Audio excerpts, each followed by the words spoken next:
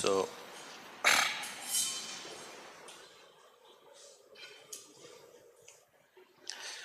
good afternoon, everyone.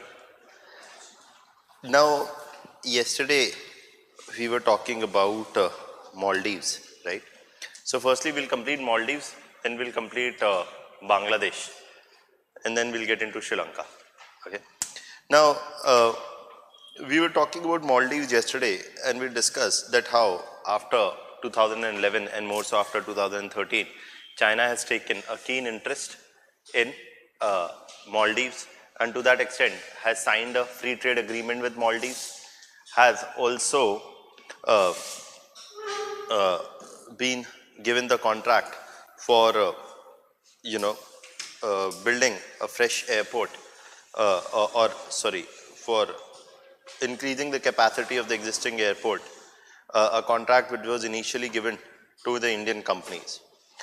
Also, you see that after Nasheed's removal, it was Yamin who came to power, and Yamin had a certain degree, was the one who pushed for more closeness towards China.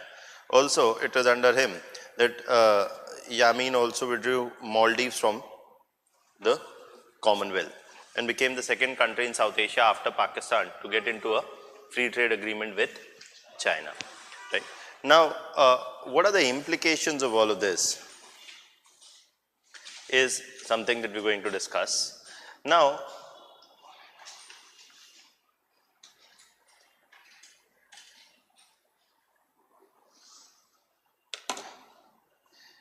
the implications of this whole discussion is that firstly, when we talk about Maldives and China signing the FTA, what is the implication of this? That China already is, China is already increasing its presence in Maldives, and with the FTA in place, it will allow them to increase their presence further, more quickly. Okay, or it will allow them to increase their presence further, more quickly with the FTA in place, because with the FTA, Chinese investments in the construction sector,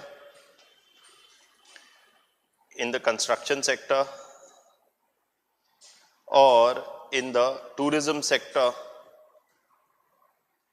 or in the health sector are going to increase, are set to increase in China. In the sense, in the tourism and the health sector and in the construction sector. In the construction sector, we already told you that some 1,000 houses are being constructed. Right? At the same point of time, China is also constructing the Friendship Bridge.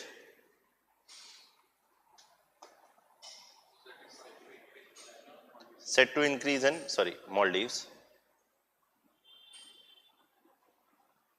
And China is already constructing 1,000 houses. Apart from that, it is also constructing the Friendship Bridge.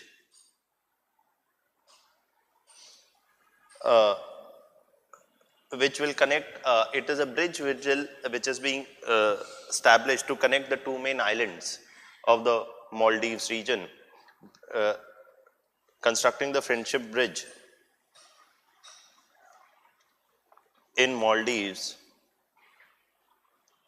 to link the Malay and the Hule Island. See, the Hule Island is the one on which their airport is located, and Malay is the main city or is the main capital city of Maldives. So basically linking both of them together through a bridge would allow of easier movement of goods, people, cars, etc. So to that extent, the construction of this bridge is something which is also a major project that the Chinese companies are undertaking. At the same point of time, this FTA is not something which is only beneficial, which will allow China to increase its footprint. In the tourism sector also, already I told you, right, that in 2018, the Chinese tourists surpassed the number of tourists from where? From European Union.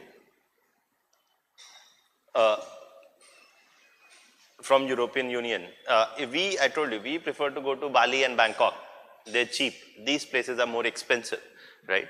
So in that context, you see that the Chinese tourists surpass the number of tourists from EU, and China is keen to increase its footprint in the tourism sector by what? By with Chinese companies opening up a number of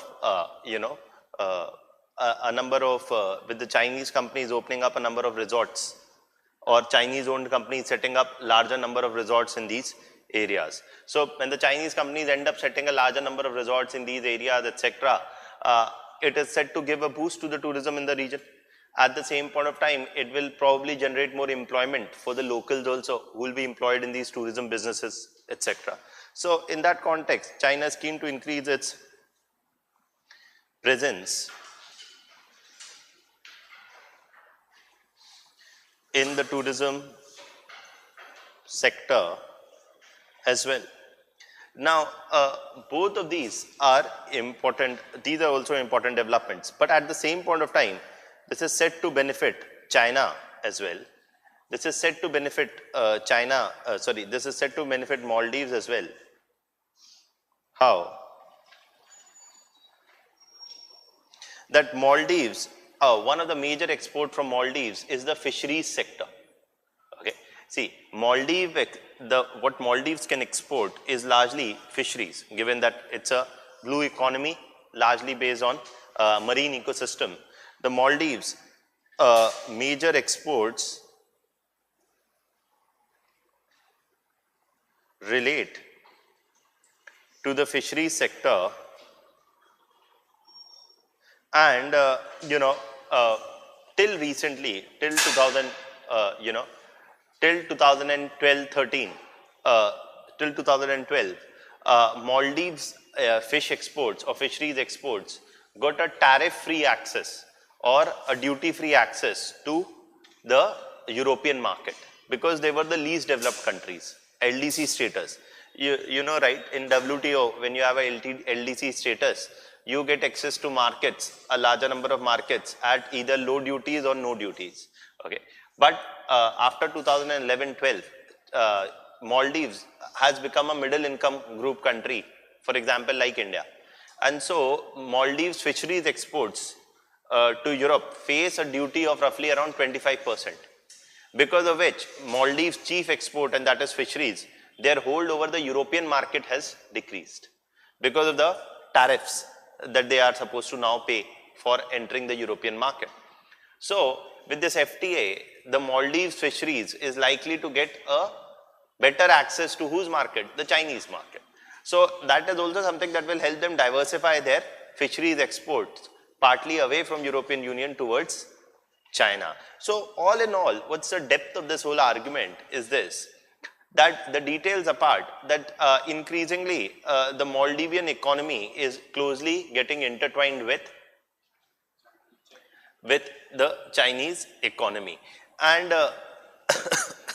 this is where India will soon come into the picture.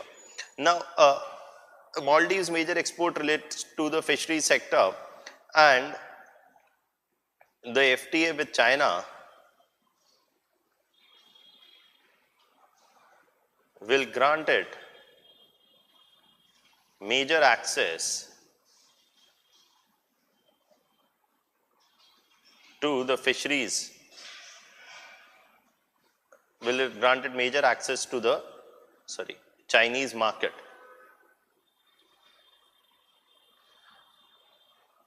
and decrease their reliance on the European market,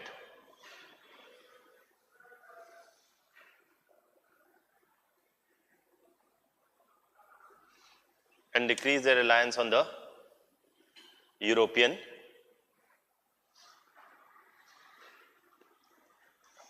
market. Okay.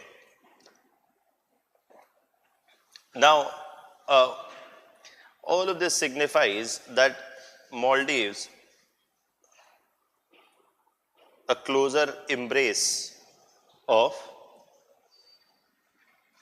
China. And even in 2017, 3 Chinese naval ships docked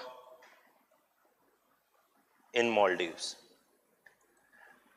So clearly, the Yamin era, after Nasheed, the Yamin era from 2012 to the 2018 period has seen a closing of China Maldives relationship.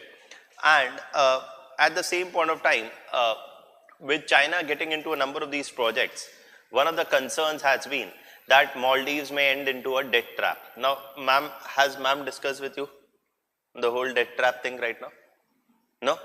Okay. See, one of the things is we'll be using this word again in terms of Sri Lanka or in number of other places.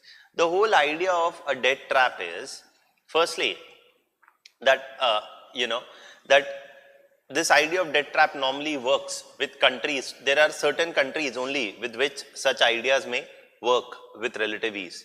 Is that China first extends loans to these countries. These countries are often relatively small in economic size, but have a geopolitical relevance for Chinese interest. Okay. So for example, whether that's Sri Lanka or Maldives, they are located close to the sea lanes, to the vital important sea lanes. So these countries, whether that's Sri Lanka or Maldives, often have a economy which is of a limited size. That's one thing. Okay. Secondly, they are geopolitically important for China. Third thing is that these countries with a relatively smaller size of economy are the ones which may need major investments in infrastructure sector, whether that's road or construction sector or highways or ports or whatever. And the Chinese anyways have good capacity in constructing infrastructure projects with relative ease and in a time-bound manner. So the Chinese expertise in infrastructure sector is there. These countries where economy is relatively of a small size, and also are in a vast need of infrastructure support, get easily attracted to these Chinese loans. Now, it's not something that it's a magnet that you get attracted to it. You're bound to get attracted to it. Okay. The point is that why a number of these countries have taken loans like Maldives or Sri Lanka from China. There are other international lenders as well, like the World Bank, like the IMF, okay, etc. But the Chinese company or China has been extending loans to these countries, often at a relatively higher interest rate. For example, the World Bank relatively interest rate of World Bank or IMF is something maximum up till 3%. But China has been giving loans at 6%, double the interest rate. But many of these countries like Sri Lanka or Maldives have been taking these loans at a very high interest rate. The question is why? Here comes another factor. The other factor is what? The fragile democratic institutions in these countries, or the weak democratic institutions in these countries, where many of these deals are signed by those in power who are in a nexus with the Chinese. And basically it's like this, it's simply as this, that if tomorrow, India, the whole controversy is very easy to understand if you put it in Indian context. I'm not saying whether that's true or false. India's opposition political parties are saying that, for example, on the Rafale deal, we are paying much more for the Rafale fighters than we could have, right? I'm saying suppose that's true. Now, that is allegedly why. If that's true, why is that? Because primarily the French companies are gaining, and some players in the Indian private sector are also gaining, say the Ambanis, and the Indian ruling government is hand in glove with those who are making the most of these benefits. Now, if that's a bit difficult to understand, just look at this. That, for example, whether that's Sri Lanka or Maldives. In Sri Lanka, whether that's Rajpaksha, who signed a number of deals in the same period between 2012 to 2017, Rajpaksha in Sri Lanka or in Maldives in Yamin, they signed a number of these deals. Okay, number of these, what's the common characteristic of number of these deals is that they are for infra projects to be executed by Chinese companies on high interest loans given by Chinese banks. Now, the point is that Rajpaksha's electoral campaign received a funding of roughly around $10 or $15 million from China secretly. Okay. So often the ruling elites, say Rajpaksha in case of Sri Lanka or Yamin in case of Maldives, they receive what? Some kickbacks by offering these projects to whom? China. If you take loans from Chinese banks and the contracts go to the Chinese companies, what are Rajpaksha getting out of it or a Yamin is getting out of it is possibly kickbacks. Okay, or they are getting a part of the deal. That जैसे ऐसा होता है ठेकेदार को गया contract तो local नेता को मिलता है ना कुछ 10%. That is the kind of thing which is happening here. Now, why is that becoming possible in these countries is because they have fragile democratic institutions.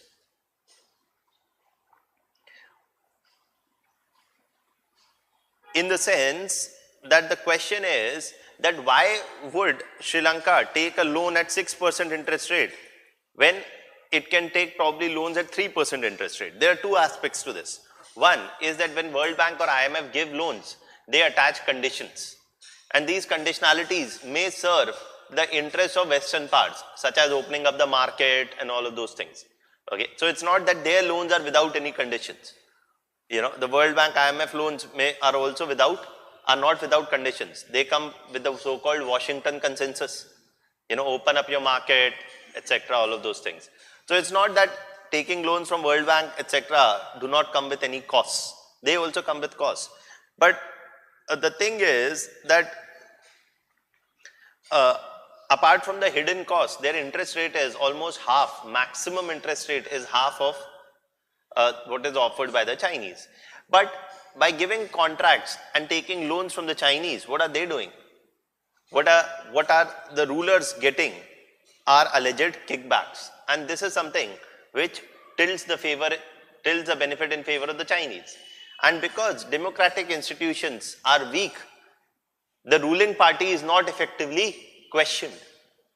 And because ruling party is not effectively questioned, it may get away with signing such deals which ultimately put these countries into a debt trap. That ultimately put these countries into a debt trap in the sense which ultimately puts these countries into a debt trap, that because of these high interest loans which they are unable to repay,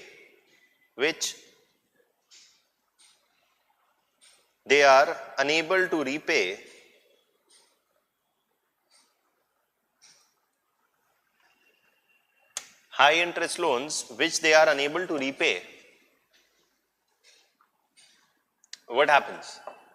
Once they are unable to repay these high interest loans, China demands what? Ownership or operating rights or ownership of these ports or projects. For example, when we'll talk about Sri Lanka, there is the Hambantota port. You know, we'll discuss that. Ma'am, done Pakistan with you? So there you would have seen the Gwadar port, that for 40 years, you know, all the revenue coming from Gwadar port, almost 85% of the revenue coming from Gwadar port is to go to China.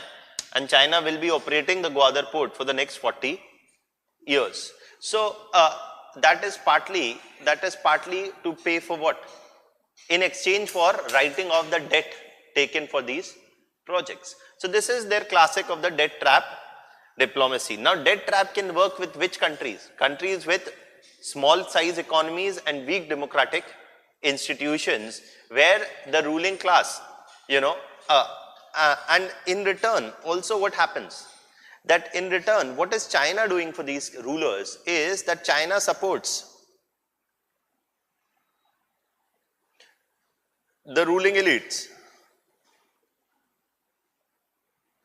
So for example, China funded the electoral campaigns of Rajpaksha. There is already evidence that China provided funds to fund the electoral campaign of Rajpaksha. And China even supported Yamin's regime. So in that context, this is the thing. See, the Chinese have anyways no patience with democracy. They are not democratic in their own ways.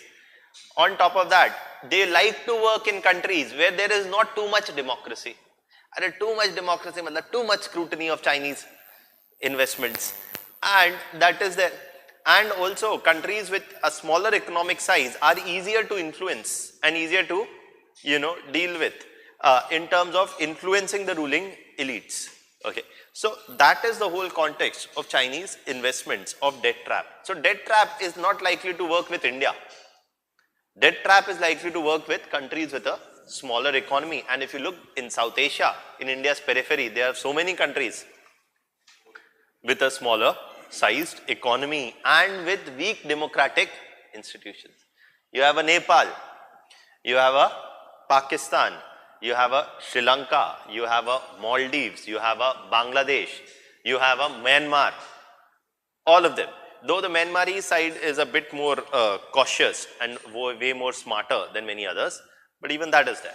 So do you get it? So that is also an important context. Is this much clear?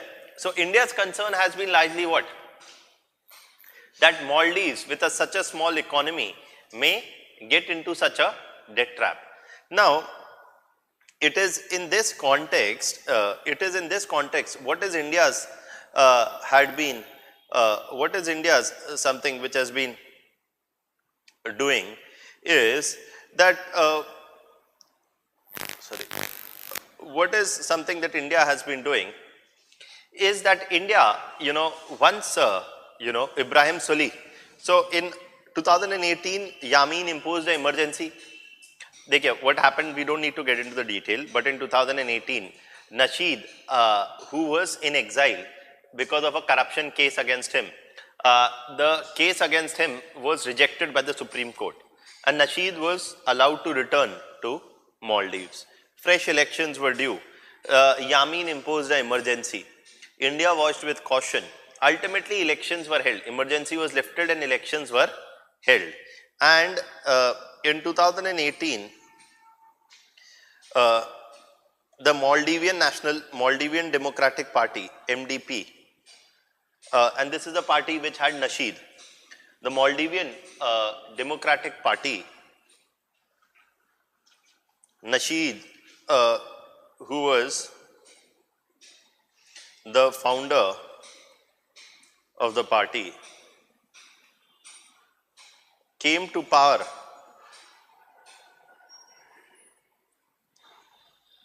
and Ibrahim Soli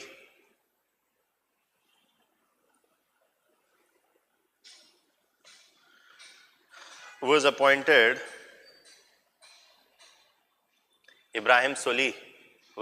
as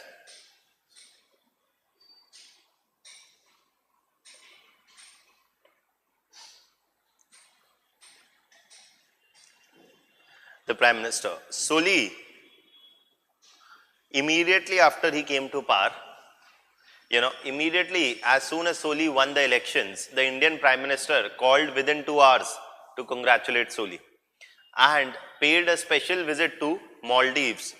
So with Soli coming to power, the Indian Prime Minister paid a prompt visit. India heartily congratulated and the Indian Prime Minister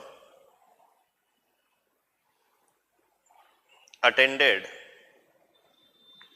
the oath taking or the swearing in ceremony of Soli, signaling what? India's strong support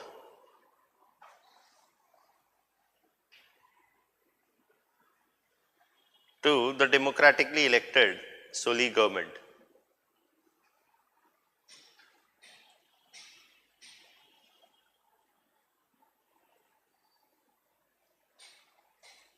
Okay, signaling a strong support to the democratically elected Soli government. Now, following this, Ibrahim Soli paid a visit to India, and India assured to offer what? A grant. Now the details have not been given till now, but India has proposed to offer a series of incentives to Maldives. It includes, so during Prime Minister Soli's visit, to India, India has offered some $1.5 billion in grant cum assistance to whom? To Maldives. Many other things, the visa regime has been liberalized further. India is offering some 1,000 additional slots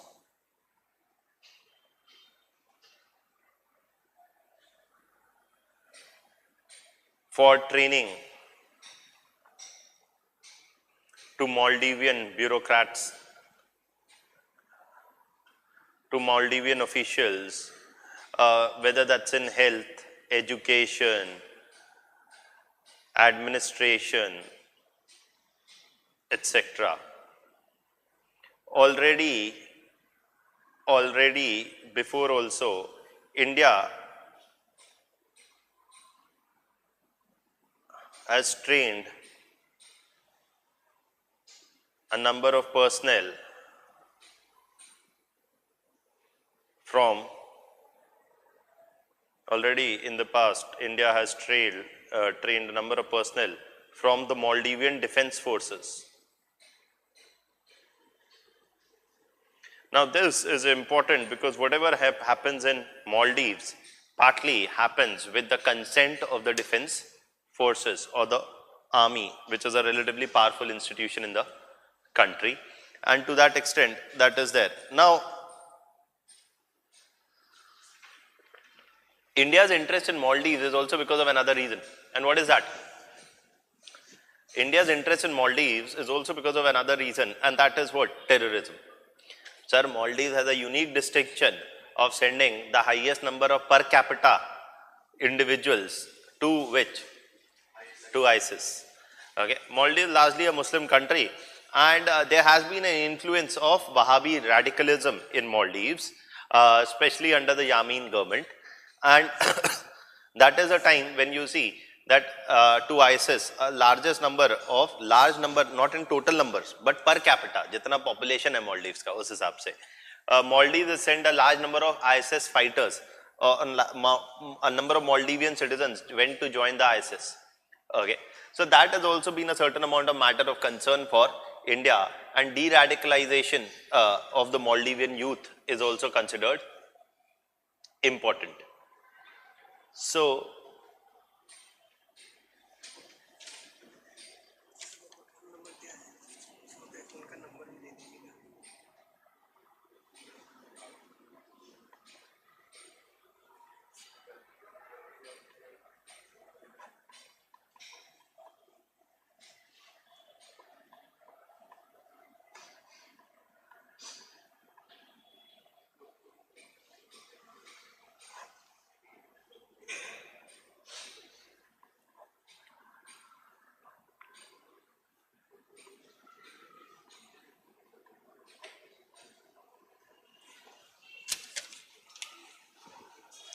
Okay.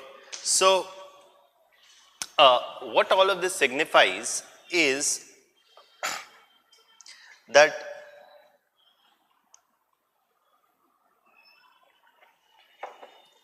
what all of this signifies is that India has been keenly invested, but herein comes a point. And with Maldives, though India made an exception, but this cannot become the norm everywhere.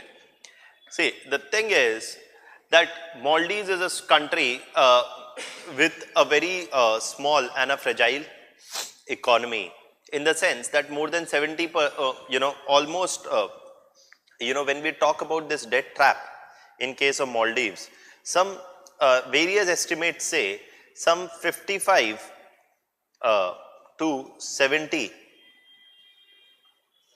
some 55 to 70% of Maldives debt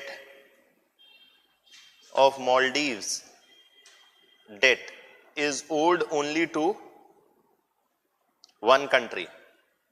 Is owed to which country? To China. See, that's another feature of the debt trap. Suppose you have taken a loan of say $5 billion. Out of that, if you take $4 billion only from China, that's not a very wise strategy. Perhaps a better strategy would be to take $1 billion from China, $1 billion from Japan, $1 billion from World Bank, $1 billion from Asian Development Bank, $1 billion from India. Because one is the total amount of debt. The second is, where is the major debt coming from? And to that extent, when 55 to 70% of Maldivian debt is coming from China, China will have a major influence. And one of the ways of countering Chinese influence in Maldives is to increase India's engagement in Maldives, and at the same point of time, do what? At the same point of time, provide assistance to Maldives to decrease their dependence on China. Now, if you look from small countries' point of view in South Asia, they play the China card very often. That you want to attract India's attention, you start quoting China. Okay. Now, that is an okay strategy as long as these countries don't put themselves into a debt trap with China. Now, when India is giving some India is providing or is expected to provide some $1.5 billion in grant or in assistance to whom? Maldives. Is it that India is, so isn't it like that Maldives first takes huge loans from China, which are clearly unsustainable, and when it cannot pay back these loans, it looks towards India to bail it out? Isn't India bailing out Maldives? Well, the answer is yes. Clearly, India is bailing out Maldives. So it's like Indian banks bailing out Jet Airways. Okay. But we are doing it at the country level. We are bailing out Maldives for the loans that they took from China. And some of these projects were clearly unsustainable, or loans were clearly unsustainable. So, yes, it's true that India is, sir, whose money is going? You, taxpayers' money is going to bail out Maldives. But here the issue is that Maldives is a very small country, and if India has to retain its influence, it has to make this investment as of now and continue to positively remain engaged in Maldives so as to ensure that Maldives doesn't end into the debt trap, because that can have serious security implications and long-term implications for India. Okay. So in that context, what we often argue is that in terms of the way forward, that India must continue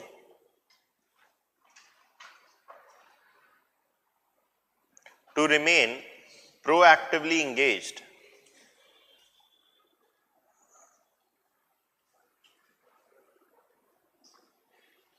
India must continue to remain proactively engaged in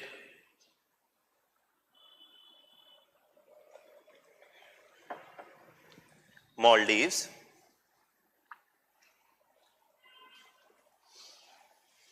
as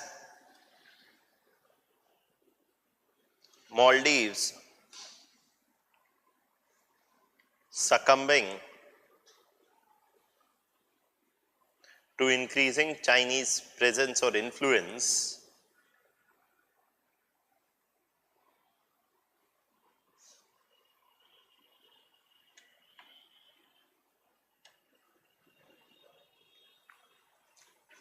can have negative implications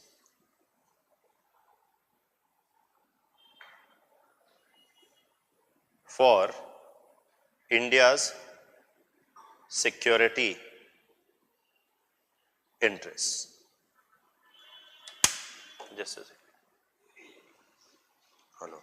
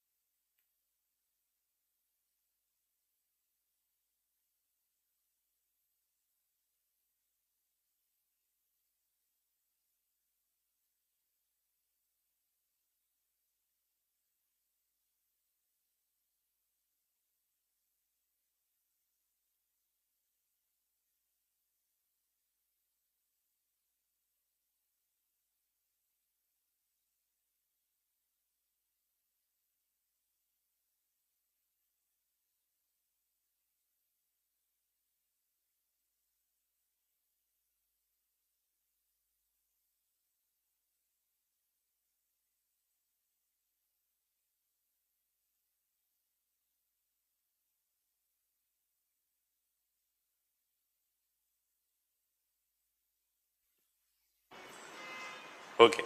So, oh, that's about India and Maldives. So, India is partly bailing out Maldives, that's true.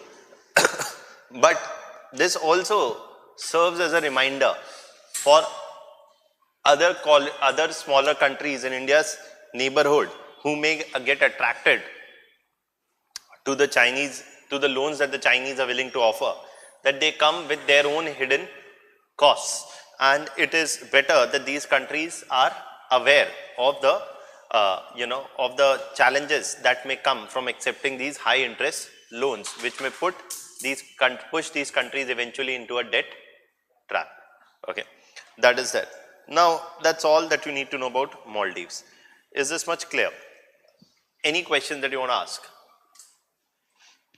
See, most questions are only at your level is to get a broader understanding. They don't ask too much in-depth questions in GS, in IR. But what they do expect from you is a broader understanding of the situation of what is happening in India's neighborhood and how is India responding to it. Okay. Now, in terms of SAARC and regional integration, etc., that is something that ma'am will discuss with you. Ma'am will also discuss with you some other international organizations, etc. Now, another thing to talk about is predominantly which country? Let's start with Bangladesh first.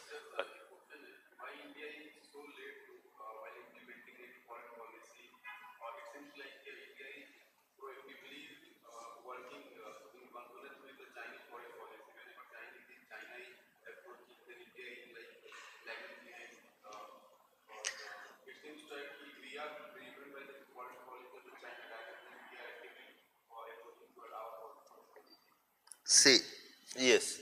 So what you're asking is probably true, or perhaps that observation is probably true, in the sense that historically, when you look, let me just, just because you asked that, so I'll explain it. So what he's asking is that why does it seem that India is always responding to what China is doing? We are not proactive in our foreign policy. It's first that when China is doing something, then we are responding to it, or we are more reactive rather than proactive in our foreign policy. Well, the answer for this comes from the historical background of Indian foreign policy. See, the Cold War era was the time when India followed a largely inward-looking economic approach, right? The import substitution, one thing. Secondly, India itself had limited military and economic capabilities. Right? We were a just independent nation which was just trying to get on its own feet. So for India to engage in its immediate neighborhood was immediately never possible. And it was, so that's, if you ask that question, one could actually talk in terms of the factors, which have influenced India's approach, or India's policy towards its neighborhood. There are a number of factors, sir. One, or why it has been more reactive rather than proactive. Firstly, in the immediate Cold War era, post-independent Cold War era, one problem was that we had followed import substitution. So, because we were following import substitution policy, we were never a major trading partner of any of the countries in South Asia in the Cold War era. We largely followed the import substitution policy, and we also had limited military and economic capabilities.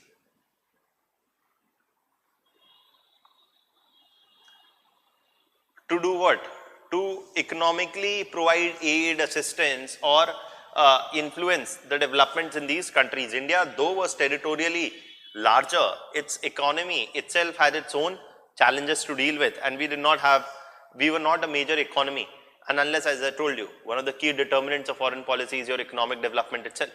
So, in the sense that we had limited economic capabilities, that also limited our influence.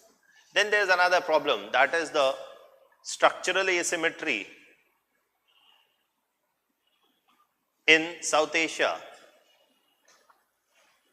or what is also called as the strong state, weak state relationship. What is the strong state, weak state relationship?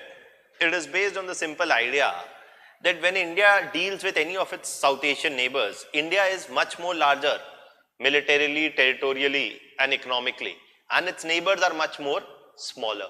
So this leads to a certain amount of what? Fear and suspicion, or a fear or apprehension or suspicion amongst Indian neighbors about India's intentions. Okay, in the sense that whatever India does in its neighborhood is partly viewed with suspicion because of the fact that these countries are much more smaller as compared to India. So any initiative taken also is something that really doesn't get easily accepted by India's neighbors, primarily because they are apprehensive that is it an Indian ploy to influence their domestic politics, or to control their domestic politics. Then there is also another problem, is the lack of focus on Indian neighborhood in Indian foreign policy. Historically, India is not really focused, that's true, on India's neighborhood. Rather, India's foreign policy, we can say historically,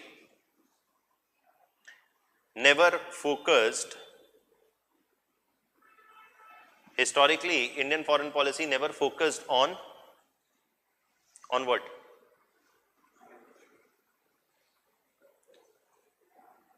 Indian foreign policy historically never focused on India's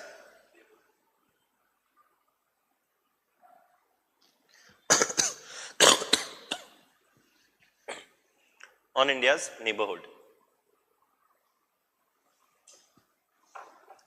Indian foreign policy never focused on India's neighborhood. Matlab, then what did we focus on? See, in the Cold War era, we were more preoccupied with what? USA and Soviet Union. Post Cold War era, firstly, India started focusing on what? Look East policy. The first major initiative after the Cold War era ended was India's Look East policy. 1992 onwards. Then, India had started on the idea of SAARC 1985 onwards, and ma'am will discuss with you, SAARC, etc. But even though we started on the idea of SAARC as a whole form of cooperation never really flourished because of the same problems, the structural asymmetry, the inward looking approach of the Indian economy, and many other things. So, for example, what is the strong state, weak state? Take simple example मैं आपको बता रहा हूँ. That suppose Bangladesh signs a FTA with India. Already Indian economy is much bigger, so Bangladesh has a fear that Indian goods will flood Bangladesh. India enjoys a positive trade surplus with almost all of its neighbors. And why is that? Because the Indian economy is much more bigger. So they are some of these concerns. So post Cold War, we took a look east policy looking towards ASEAN. In 2005 onwards, we adopted largely a look west policy also. We started focusing on West Asia also partly. Okay, so West Asia also. But in this, all this while, South Asia never received the kind of attention. Why? Because India said that South Asia is India's backyard. Who else is going to come here? We were a bit more, what? We took South Asia partly more granted, for more, or we took South Asia for granted partly.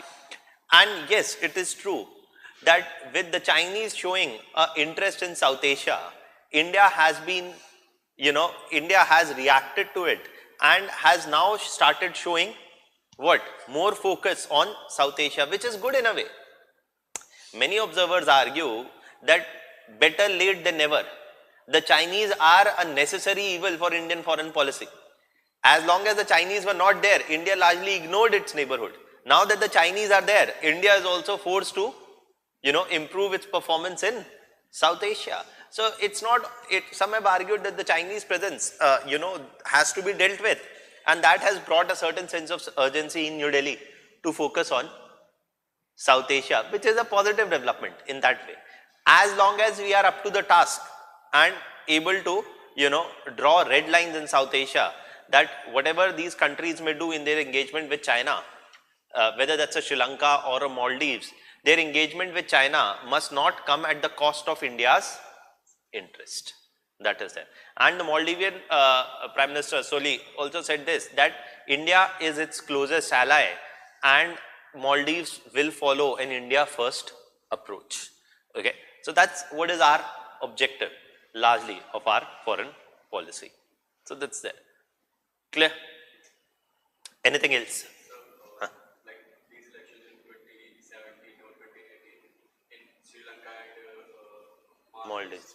Change in regime. Like then what happened in 2022 23? There Okay. will be again change in regime. Pro-Chinese No. वहां तक ठीक है. इसके आगे आपने जो predictions चालू कर दिए. It can. Is interest in this region. See, one of the things is also, as we'll come to Sri Lanka also later, or we're talking about Maldives right now, that okay, for now, as we are saying, and rightly so, that if Mr. Soli has come to power, or the Maldivian National or Maldivian Democratic Party or Nasheed's backed party has come to power, which has been a strong votary of close India-Maldives relations. What happens if 5 years down the line, the MDP goes out of power and another party comes, or Yamin-led faction comes back and they are talking about a close, or close relationship with China. Here is the point. The point is this, that though, the answer to this lies in this fact, that though, Ibrahim Soli's or MDP's government has come to power in Maldives, and has actively talked about renewing its, close relationship with India, it does not mean that the Chinese are out. It doesn't happen like this, that the Chinese have made their investments. The Chinese are still involved in the airport project. The Chinese are still constructing the Friendship Bridge, and the Chinese still will be involved in a number of construction activities, etc. in Maldives. So just because Mr. Soli has come to power, it doesn't mean that the Chinese influence will end. But it gives India the opening to re-strengthen its position. It is unlikely that with Mr. Soli's government in 5 years, the Chinese will be gone. No, that's not going to happen. The Chinese are here to stay in South Asia, and India cannot stop the Chinese investments or engagements in South Asia. But what is also to be understood and will be understood by these domestic politics of these countries also is that as long, just like they needed China to, probably to attract India's attention or to balance out India, They need India to balance out China. Like they throw GMR out from Maldives, just like that, and they cannot throw Chinese. But after No, once the point is the GMR was mainly a company which had been given a contract. They've taken loans from the Chinese. And they've taken loans from the Chinese, so they'll have to repay the Chinese loans. And the China is already constructing the projects. Whichever projects China is already constructing, it will construct those projects. Once these projects end, what happens in the future, okay, is another factor. And that only time can tell. But it is simplistic to argue that just because Mr. Soli comes to power, or Sirisena or Ranil Wickremesinghe comes to power in Sri Lanka, the Chinese influence will end. It won't end. It is likely to continue and persist. But yes, having a domestic political consensus in these countries that it is necessary to pursue good relations with India is something that India wants. Irrespective of whoever comes to power, irrespective of whether they engage with the Chinese or not, there must be a certain amount of consensus in these domestic politics of these countries that they may continue to engage with the Chinese, but they have to maintain a good relation with India as well. Because if they needed China to balance out India, they need India more so to balance out China. So it's a complicated game, and partly it's unlikely, that in fact, when you look in Sri Lanka, it's clear that Rajpaksha, though he was more pro-China when he was in power, when he was out of power, he paid a visit and met the Indian Prime Minister in 2017. He met the Indian Prime Minister and assured that as and when, that they are a strong votary of India-Sri Lanka relationship. So as and when they come to power, it's not that Rajpaksha can completely ignore India's interest or India's presence. Don't forget the geographical proximity of these countries to India. कहां से आएगा? जब तक श्रीलंका आएगा, जब तक China आएगा, India can always, and when we'll talk about, for example, Sri Lanka, India can always support an insurgency in Sri Lanka. When you talk about the LTTE, that was a classic case. Why were the Sri Lankans always very concerned and adopted an India-centric approach? Is because they knew that they can never tackle the LTTE without India's support. Okay, so India has a number of levers to push also. It's not just economy. Geography, geopolitics, and strategic locations of India, where everybody almost shares a direct border with India, gives India a certain advantage that the Chinese will never have. Okay, as we were saying for Nepal and Bhutan, Nepal is always bounded by India and Himalayas, and whatever they may do to court the Chinese, they can never wish away India's presence. So that's the same thing that applies with Maldives. Maldives is 600 kilometers from India. It's just a group of islands. Indian Navy already present there.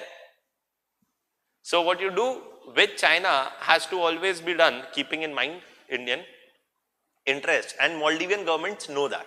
Okay, and when India is willing to support Maldivian efforts in development, etc., by loans or assistance also, that shows India is willing to make the economic incentives also. So if India is providing the economic incentives and India also has a geopolitical advantage in these areas, it is unlikely that China can simply drive out India from South Asia. But India's concern is not that China can drive out India from South Asia. India's concern is Chinese presence in South Asia. Okay, we don't want that kind of presence. But that presence is very difficult to resist when India is a $2 trillion economy and China is a $12 trillion economy with a booming navy and with compelling interests in South Asia, and that is that 70 or 80% of their oil and trade goes through the Indian Ocean. They have all the reasons to be present here. So and also because of their One Belt One Road initiative. So China also has compelling reasons to be present in these regions, and China is 6 times the Indian economy. There is going to be a Chinese presence, and there is nothing new in it. If you look at US, the world's biggest economy, a $16 trillion economy, has a practical presence everywhere. So a country whose economic and military might is increasing is definitely going to exert influence in its neighborhood or in its extended neighborhood. And India ka problem ye hai that we have to deal with China because we are China's neighbors. That's there. So dealing with China does not mean we will throw out China. And though the Chinese are very strong, their economic muscle cannot compensate for India's geopolitical and strategic location very close to these countries also. Okay, that's there. Chaliye, abhi bahut hua. Next is about what? India Bangladesh relationship. Now, when you talk about India Bangladesh relationship, देखिए बहुत चीजें हैं. For example, these countries are very small, like Maldives is very small. So if there's a tsunami in Maldives tomorrow, the first response for assistance will come from which country? India. They had a water shortage a couple of years back. India airlifted water supplies within a matter of a day, okay, to Maldives. So whatever they may do to quote China, they can never afford to ignore India. That's also true. Okay. Now, and more so in case of Maldives than in case of many other countries, because Maldives is very small, very vulnerable also. Okay. Now, the next is, then we're talking about is India, Bangladesh. Now, in India-Bangladesh relationship, what is important from your examination point of view is the issues. Historical, I'll tell you brief, the historical background. But more than the historical background, sir, is the issues. What are the issues? First is the land boundary or the border issue, or the land boundary issue. The other interrelated issue is what? The other interrelated issue is the issue of illegal migration.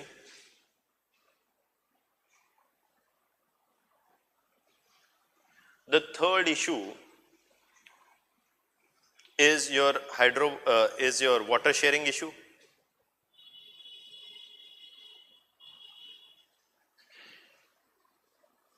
The fourth issue is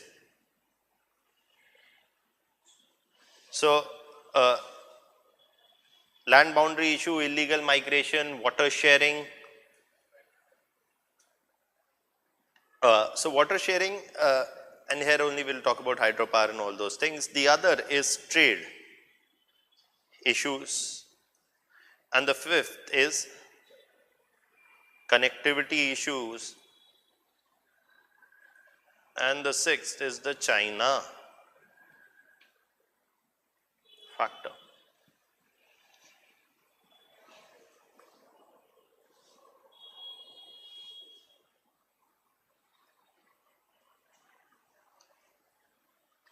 And the way forward. Okay. Now, let's quickly talk one by one about these issues. When we quickly, let's first get into the historical background, and that will be pretty useful in understanding whatever we are doing in case of India, Bangladesh. See, historically, you see that firstly what, 1971, it is often argued that India played what? The role of a midwife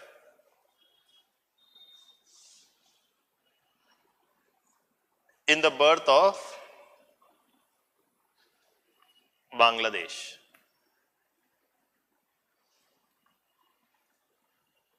See, the 1971 war happened, why? Because Bangladesh or East Pakistan, then was a part of Pakistan. Now in East Pakistan, in the 1970 elections, there were elections, I'm just telling you this, no need to write, just the context. In 1970, in East Pakistan, elections, parliamentary elections were there in 1970. And in East Pakistan, who? In East Pakistan, it was Awami League party of Mujibur Rahman, which won the elections.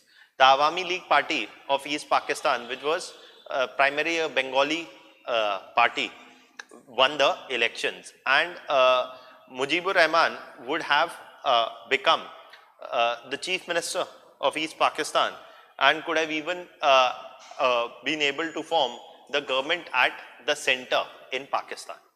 However, the rulers then in Pakistan refused to recognize the results of the 1970 election and were determined to deny the Awami League and Mujibur Rahman the control of the government. Why is that? Because the politics of Pakistan from 1947 to 1970 was dominated from where? West Pakistan, and in West Pakistan also the Punjab portion of West Pakistan. And because of which their official language policy also said that Urdu,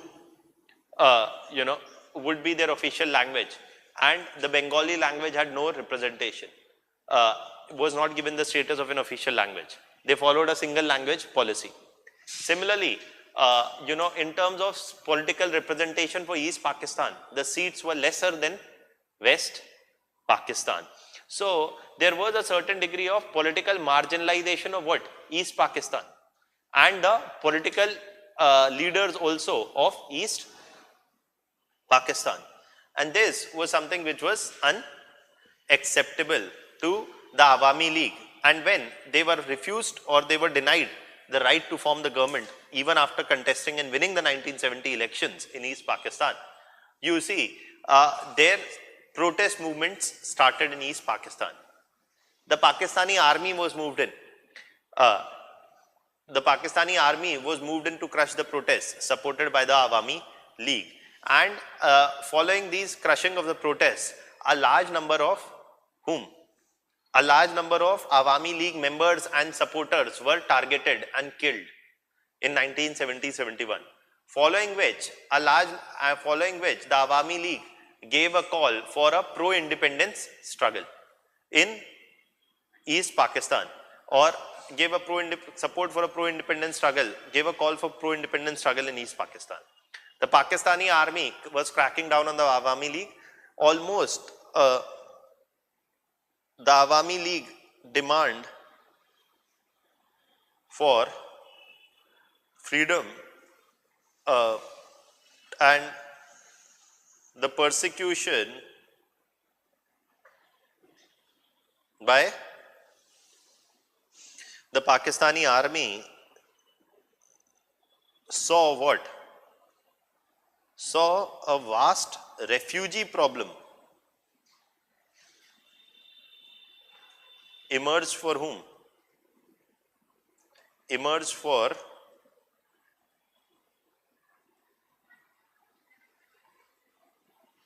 India as 10 million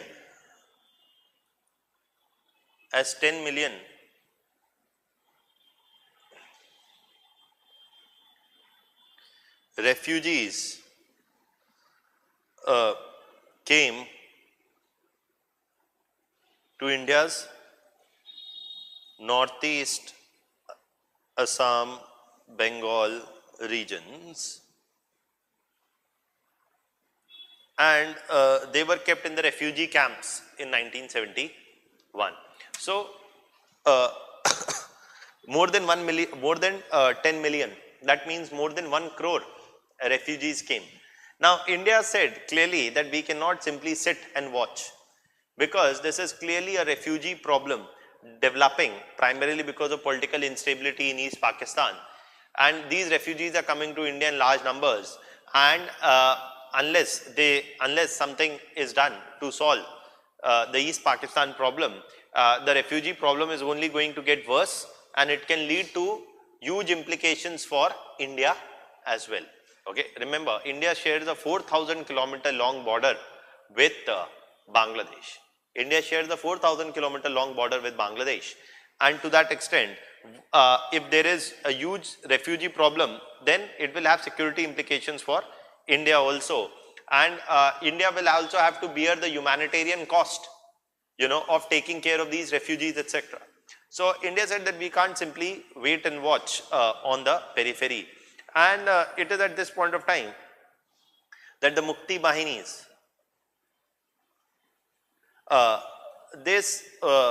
these were those members of the Awami League, etc., who supported independence for East Pakistan, and the Mukti Bahinis were trained and assisted by the Indian armed forces.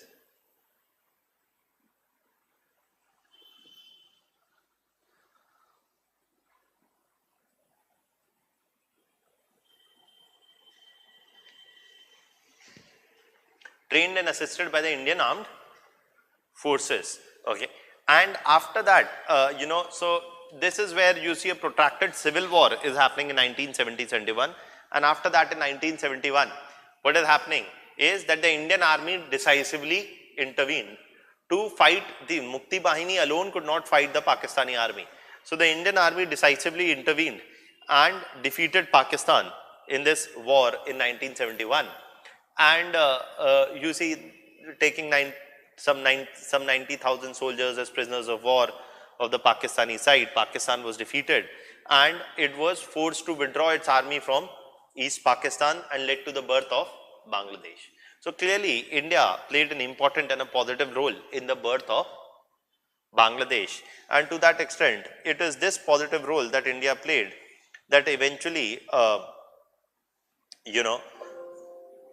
that eventually resulted in what? That the Awami League in 1971 led, and Mujibur Rahman became the Prime Minister. So the Awami League led by Mujib ur Rahman became the Prime Minister. Led by Mujibur Rahman became the Prime Minister of Bangladesh, and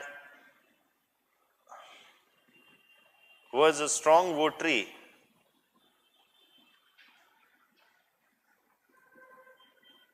of India-Bangladesh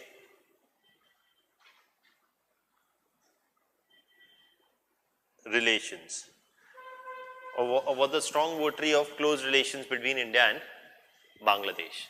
Okay. But Mujib was assassinated in 1975. Mujib was assassinated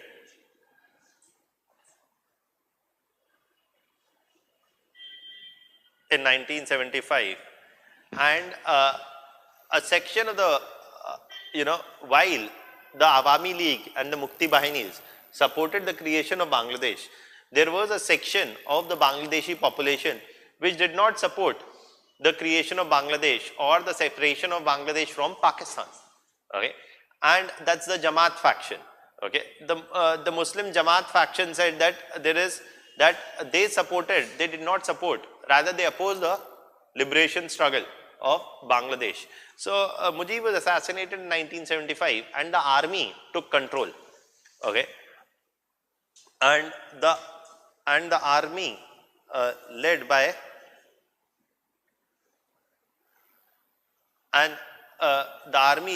Ziaur Rahman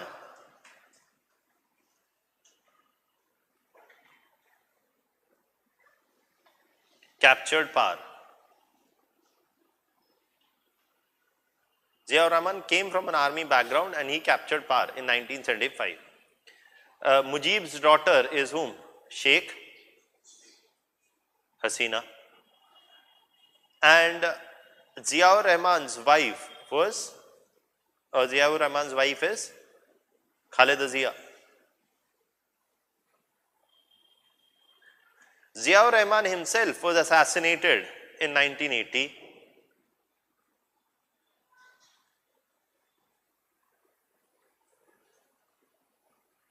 And the Zia era, and after assassinated in 1980, and then came General Arshad.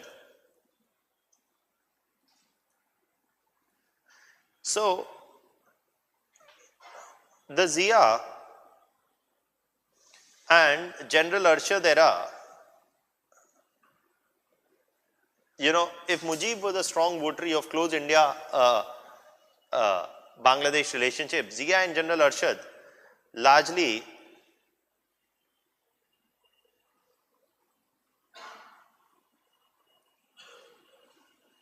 Zia and General Arshad largely pursued a policy of what?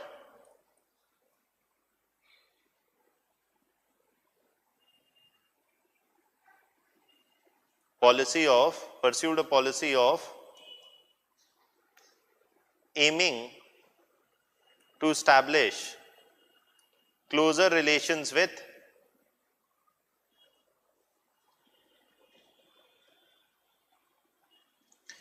largely pursued a policy of aiming to establish a closer relationship with whom? With Pakistan, partly, and partly with China to balance out India. Actually, now I have not told you the details of this. It is happening in a context. Indira Gandhi was a close supporter of Mujib. Mujib was assassinated. And when Mujib was assassinated, Mujib also talked about establishing a secular Bangladesh. Okay. Establishing a secular socialist Bangladesh. Indira Gandhi also secular socialism. So, you see, secular socialism on both sides. So, Mujib and Indira had a good relationship at this point of time. But once Mujib is assassinated, the army intervention based coup happened. And it is this coup was something that was criticized by the Indian government. The Indian government criticized this army backed coup which brought Zia to power. And Zia largely saw India as not a friend, but as somebody who had an overbearing presence in Bangladesh, around Bangladesh, and something that need to be effectively tackled. And that is there. So, and since then, they talked about more closer relations with China and Pakistan, partly. Okay. Now, it is in 1983 that General Arshad proposed this idea of whom? Proposed the idea of SARC. He proposed the idea of SARC. Why? To balance out India. What are they saying? That SARC, let's form an organization of South Asian countries, where every South Asian country alone, who's India's neighbor, cannot deal with India. But if all the South Asian neighbors, India's neighbors, agree to join hands, then it will be easier for them to make common demands with India. Okay. So alone they may not be able to, negotiate on an equal footing with India. Say on water sharing issue. Bangladesh had a water sharing issue. Okay. Or on a number of issues which any country may have with India, who is India's neighbors. If they can support each other's positions and demands on a regional forum where India is also there, then they have a better chance of dealing with whom? India. Okay, that's there. So in that context, they supported this idea of a South Asian regional cooperation or regional organization where smaller Indian South Asian neighbors can join hands together to deal with India or to press their demands with India. That is the idea. So the idea was partly, it was again what? The negative mindset, partly, or the idea that, motivated by what? By the fact that India is militarily, territorially, economically much larger than its smaller South Asian neighbors. Okay. So that is there. Now, if that is the case, now after this, you see that General Arshad finally gave up power in 1990. He is not killed. He gave up power. And in 1991 onwards, there is the democratically elected governments which started coming to power. 1991, it is the General Arshad, Ziaur Rahman died and Khalida Zia was the widow. Khalida Zia established the party, the BNP, the Bangladeshi National Party. So in 1991, the BNP led by Khalida Zia came to power. Bangladeshi National Party, BNP, came to power, and it was supported by which? The BNP, it was supported by the Jamaat.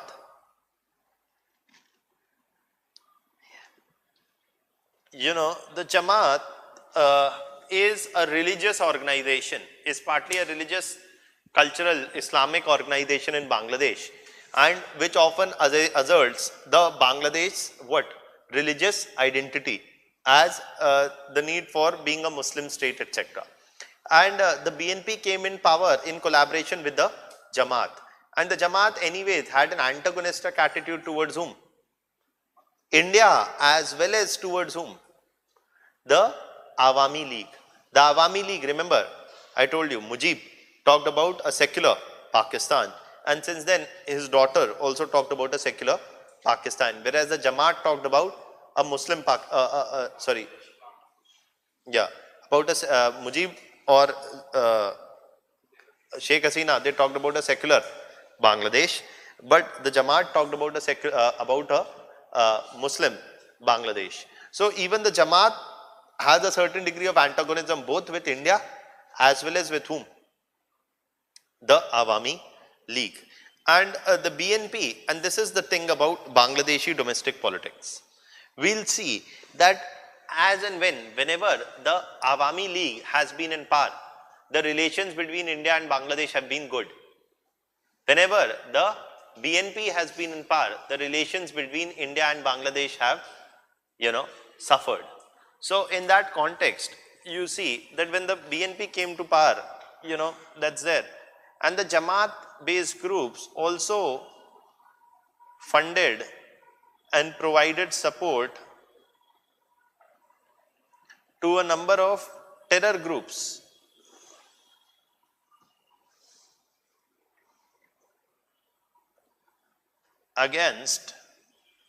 Directed against India. And this is more visible in 2000 period actually. In 1996, who came to power? In 1996, it is the Awami League backed by Sheikh Hasina.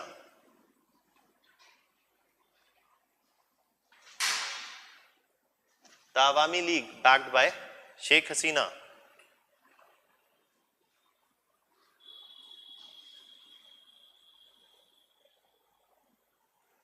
The Awami League backed by Sheikh Hasina, who came to power. Okay. And this is where a positive momentum in India-Bangladesh relationship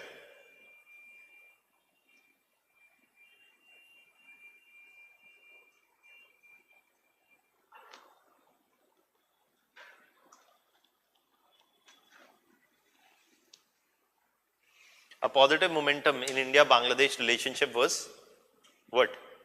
Revived. Okay. A positive momentum in India-Bangladesh relationship was revived. How? And I'll come to the water issue later, but abhi I'm just trying to give you a historical background. See, historical background kabhi nahi पूछा जाता. चाहने को तो मैं उड़ा सकता हूँ उसको, लेकिन फिर क्या होगा कि आप बोलेंगे कि सर ऐसे कैसे, है ना?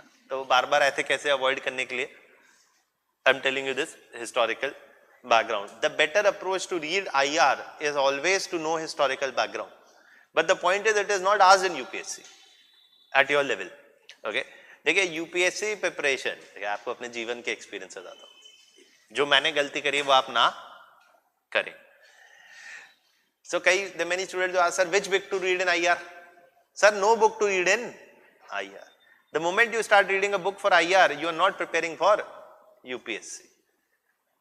Even for Pol Science, I say there is no need to read a book in IR. क्योंकि फिर आप क्या हैं, किस चीज की खोज में निकल गए? ज्ञान. Once you go on the path to search for knowledge and enlightenment, you will attain it. But UPSC will be lost in that process. So do not get into this race of enlightenment, because the more you get enlightened, the more you are away from the path of UPSC. Okay, that is that. You stick to what is the exams need, much better chance of cracking the exam. Okay, now otherwise you can keep getting distracted. Okay, and people don't get distracted only by movies or other things in life. People get distracted from knowledge also. Okay, you don't need too much knowledge to crack this exam. You need a lot of focus and covering all areas. That's the key. Okay, so the positive momentum in India Bangladesh relationship was revived, and where you see what for the first time India settled what the Ganga water sharing issue and signed the Ganga water sharing treaty in 1996 for a 30-year period to last till 2026, to last till for a 30-year period to last till 2026. Now, what is this water sharing treaty, etc.? अभी मैं इस पे बाद में आऊँगा. But there is a long-standing issue. Was a long-standing issue between India and Bangladesh. Okay, let me just elaborate here. Has ma'am talked to you about till now water sharing issues? Any of the water sharing issues? India, Pakistan, Indus has been done. Okay, so even that is a good enough thing to understand. Water sharing issues in general. देखिए, there's a good chance they can ask you a question on water sharing issues. One of the first things is, in water sharing issues, what are the issue? The issue is often over what? The total share of each side. Okay, that's one issue. That say India wants, जैसे आपने Indus water treaty में पढ़ा, that India's water treaty is not just a water sharing treaty, it's also a river sharing treaty. So in Indus water treaty, you read that 80% of water goes to Pakistan and 20% of the water stays with India, right? So that's the percentage of water sharing. How much portion of water goes to say Bangladesh and how much stays with India of each side, whether Bangladesh or India. But the other is also the lean season arrangement. It's not just about the total share of each side in the water sharing, but also water sharing during the lean season. Matlab during the pre-monsoon season, when the water supply is the least in the river, and also the pre-monsoon season is partly what? The sowing season for agriculture. देखिए monsoon आता है फिर थोड़ी crop we'll sow. We sow the crop a couple of months before the monsoon. When monsoon arrives, that is when water is required for the seeds to germinate, grow, whatever, right? So the pre-monsoon season is also the agricultural season of sowing, etc. You need more amount of water supply in that period, and that is when the water supply is the least in the river, right? In the rivers. So water sharing also during the lean season arrangement to meet agricultural and irrigation needs. To meet agricultural and irrigation needs,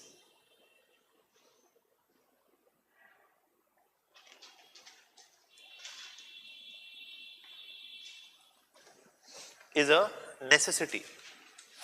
To meet the agricultural and irrigation needs is a necessity, right? So that's there. Now that's not just the whole thing. Water sharing also has another heavy influence of two major other factors, sir. What are these other factors? Are what? Upper and lower what? Riparian. Who is the upper riparian matters a lot, because the upper riparian is always in a position to divert water for its own use. even without sharing or without signing a water sharing agreement. The upper riparian often has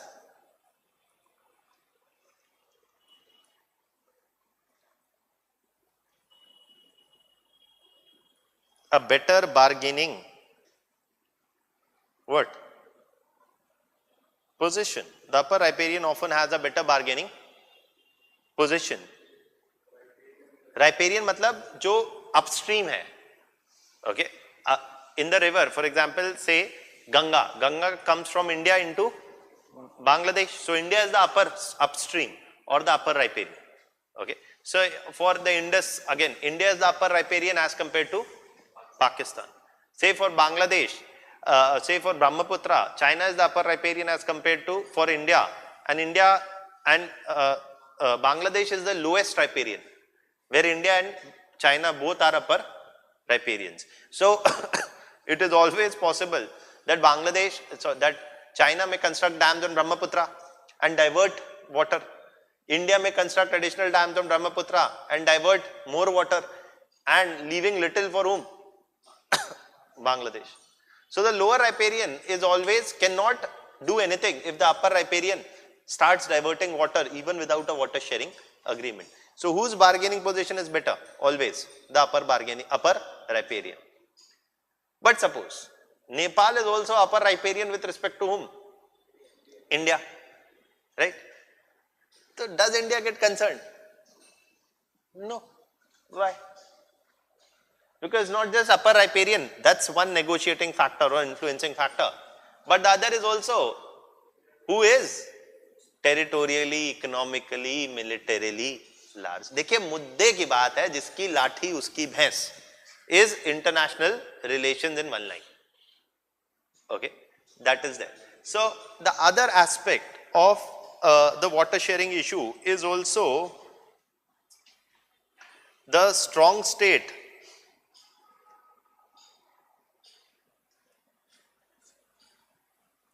weak state relationship.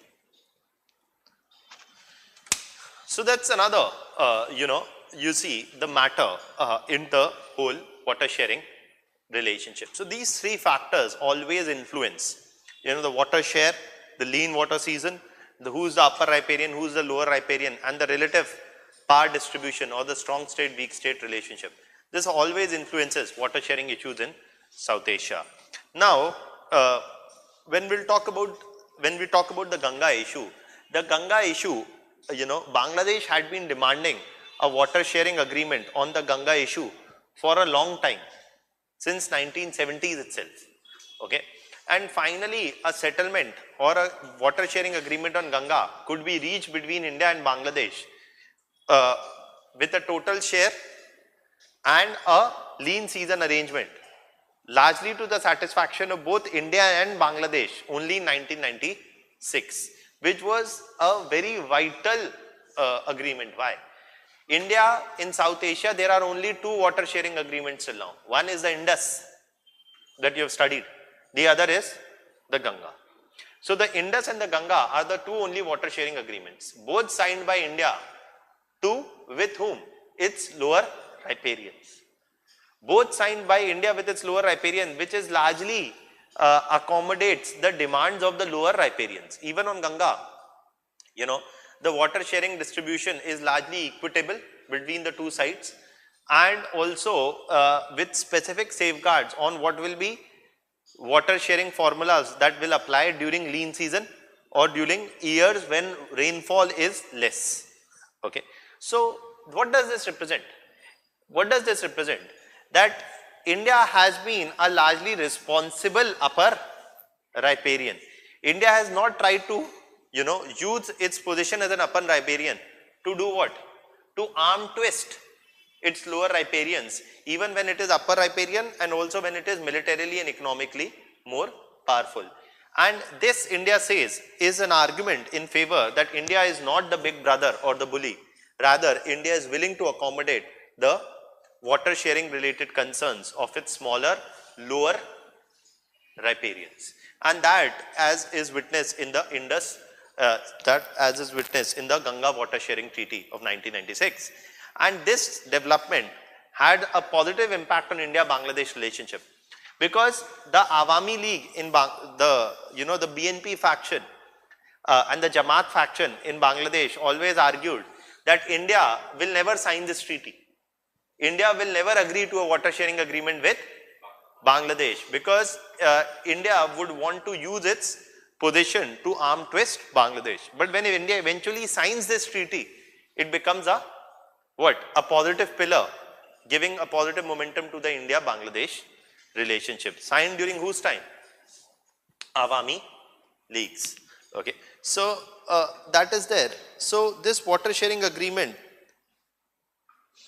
was offered a equitable formula to both India, and equitable formula for sharing, for water sharing,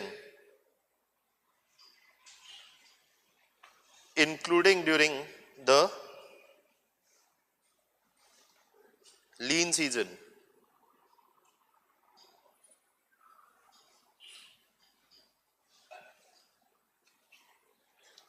to the satisfaction of whom? To the satisfaction of both India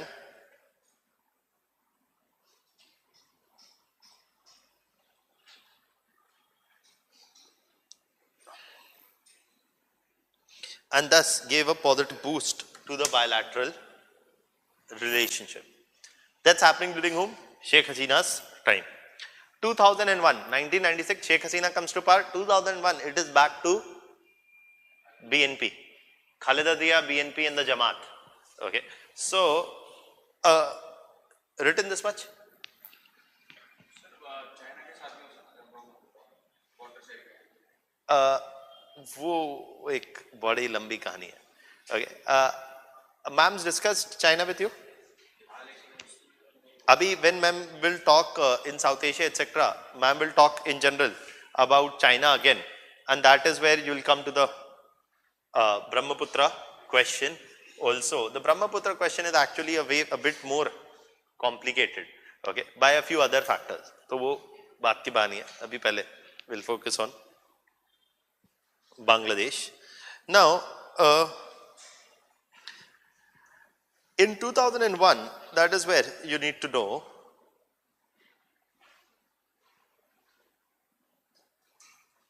once we get this historical background, then it is very easy to discuss almost all other factors. In 2001, with the BNP led faction supported by whom? Jamaat came to power.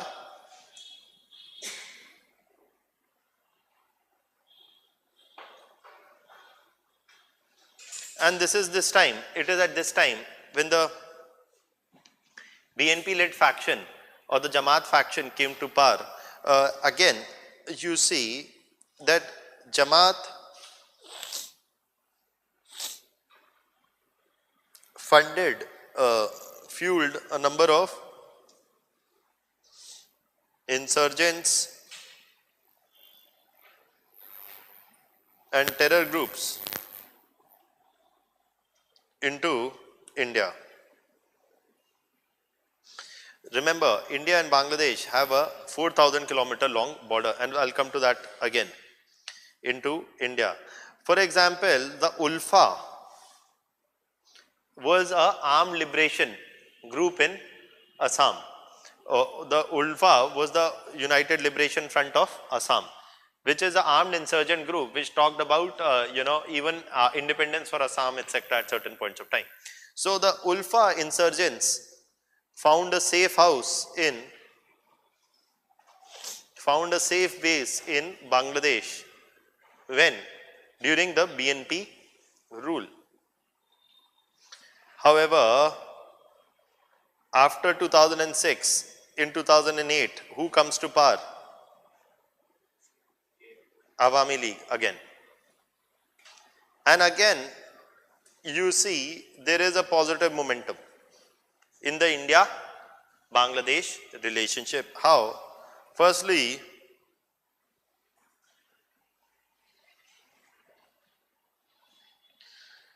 you know, for tackling Ulfa, etc., the Awami League government provided support and carried out uh, under the Awami League, the Bangladeshi army carried out operations against Ulfa in Bangladesh, okay, in cooperation with India. Then you see it is here that two other things happened between 2008 to 2012. And what is that? That Awami League also reached an interim agreement with India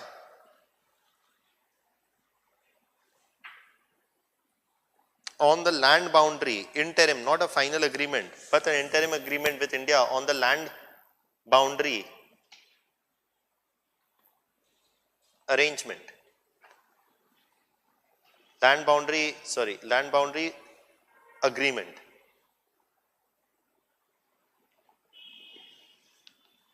Also, talks progressed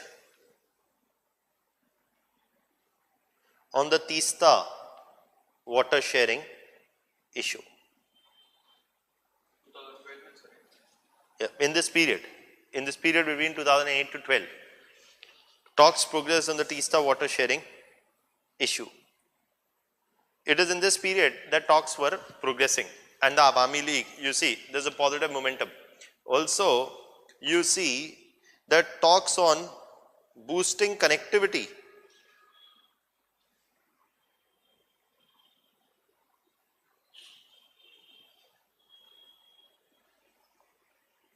between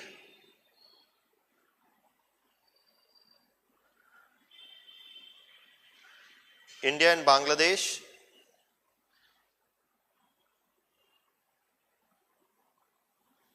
or between India's east and northeast through Bangladesh progressed.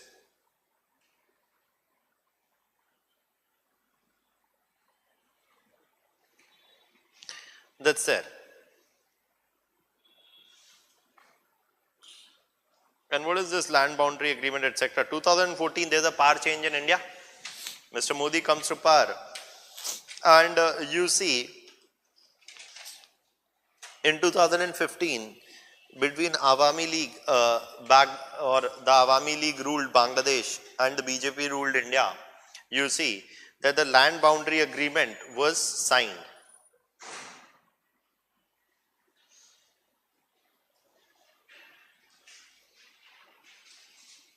The Teesta issue is still in talks.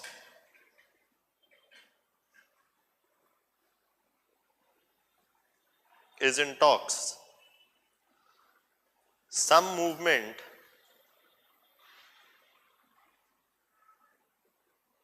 on connectivity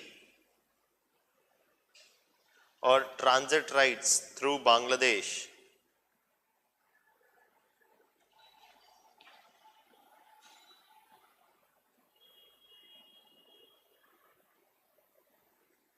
has been witnessed.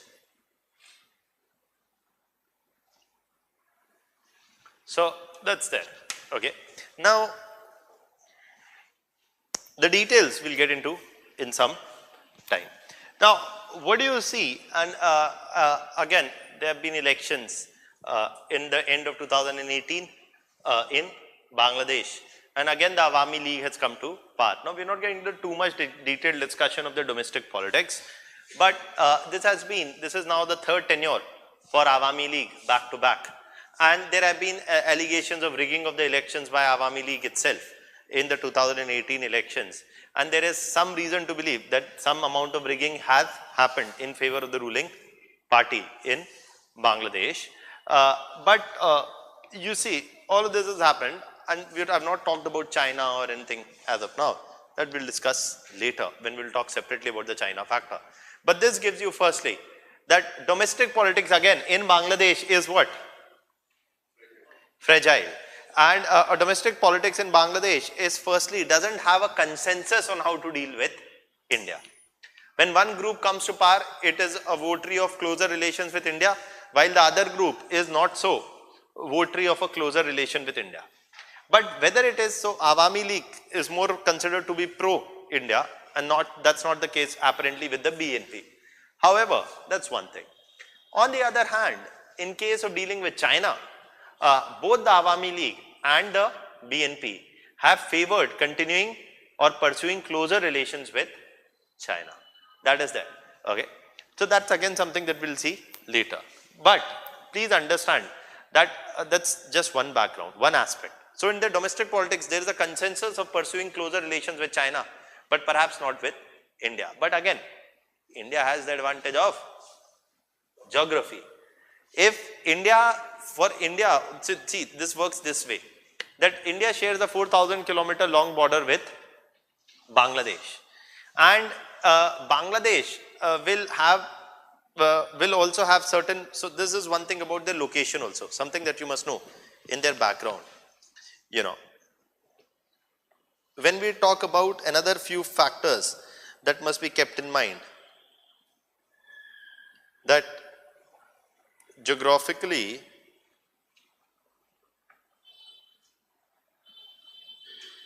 you know,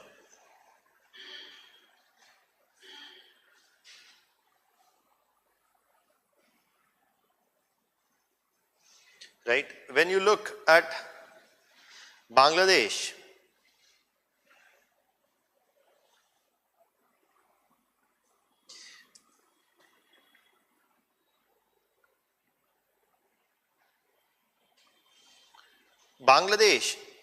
firstly has a 4,000-kilometer long border with India, and this gives certain advantages to India, but it also Bangladesh is located in a way that it can offer two things. Firstly, sir, if there is any insurgent group in India's northeast, if there is any insurgent group in India's northeast, they can always try to get a safe house where?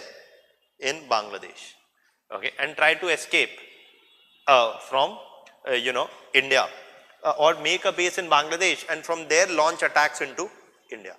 Okay, that's one thing. So Bangladesh, given that it shares a long and a porous border with India, it can allow insurgent groups or even terror groups to operate from Bangladeshi soil into India. So Bangladesh can pose a security problem also for India. That's one thing. But that's not all. Bangladesh can do also something else for India. It can give what? Bangladesh can do something else also for India. It can give India what? A transit right from, West Bengal into northeast or into the states of Manipur, Nagaland, Mizoram, etc. And to that extent, it could decrease the time and the cost of transporting goods and people. If Bangladesh grants India transit rights, it will do two things. It will reduce the cost and the time of transport by 1/3 of goods and people. That's one thing. More so, it will also decrease India's reliance on whom? On the Siliguri corridor. So it will also decrease India's reliance on the Siliguri corridor in case of any conflict with China. At the same point of time, so geography offers certain levers to whom? Bangladesh. Geography also offers certain levers to India. Firstly, Bangladesh is, in a way, it has access to sea, that's true, but it is surrounded by India from three sides. Practically, from three sides, it is surrounded by India, right?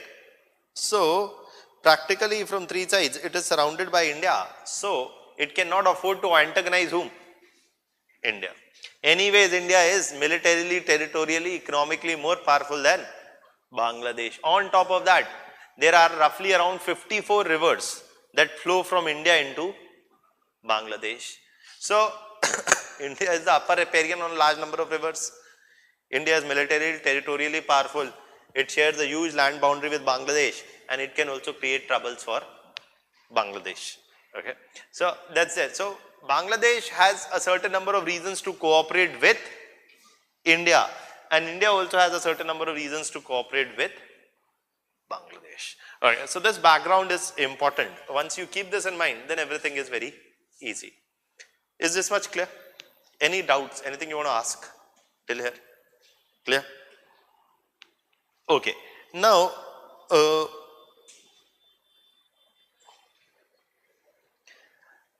the next thing is to let's talk about issues one by one. The first and the smallest issue to discuss is, the border issue and the illegal migration issue are a bit bigger. Let's first discuss the water sharing issue. Okay. In fact, okay, let's go with the border issue only first. चलिए थोड़ा सा लंबा है लेकिन ठीक है. Now, the border issue is simpler. What is the more complicated issue is the issue of illegal migration. Okay. Now, firstly, what is the land boundary issue?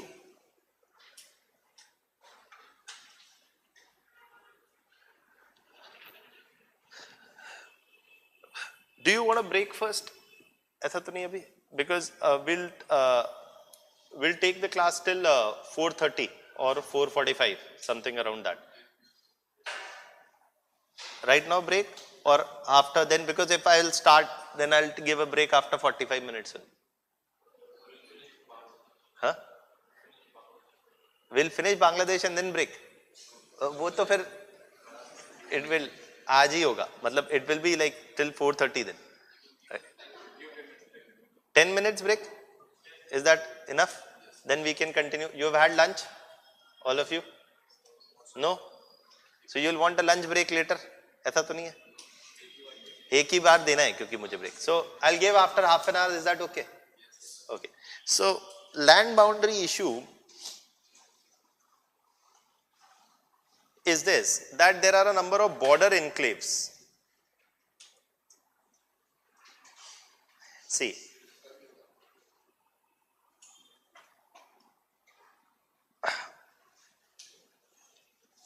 in terms of border enclaves, we say that between India and Bangladesh, see, the border was largely settled.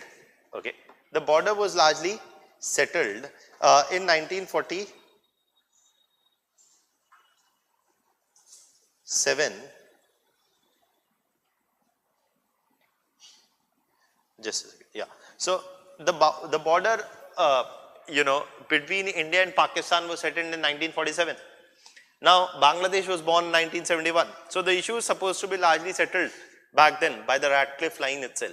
However, the problem with the whole arrangement was this, that though India and Bangladesh had largely settled the border, there were a number of border enclaves of each side in others' territories.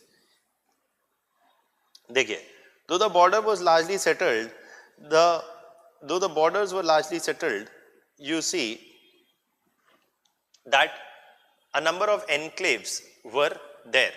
Okay, that a number of enclaves were there in the sense that there were, in the pre-independence period, there were a number of princely rulers in these areas, and these princely rulers were small princely rulers in these areas. And what did they used to do is that they used to play a game of board and dice.